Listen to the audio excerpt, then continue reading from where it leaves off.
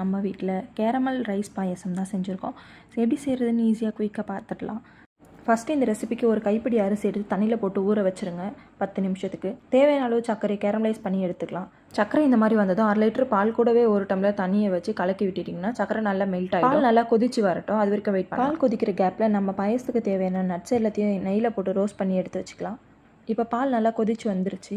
ஊற வச்சிருந்த அரிசியை மிக்ஸி ஜாரில் போட்டு கொரகொரப்பாக அரைச்சி பாலில் சேர்த்துக்கலாம். கூடவே வறுத்து வச்சிருக்க நட்ஸ் எல்லாத்தையும் சேர்த்து குக்கரை மூடி ஒரு 3 விசில் விட்டு எடுத்தோம்னா குயிக்காக கேரமல் ரைஸ் பாயசம் ரெடி. உங்களுக்கு இந்த வீடியோ பிடிச்சிருந்தா லைக் பண்ணி ஷேர் பண்ணி சப்ஸ்கிரைப் பண்ணிக்கோங்க. நெக்ஸ்ட் வீடியோவில் பார்க்கலாம். பாய்.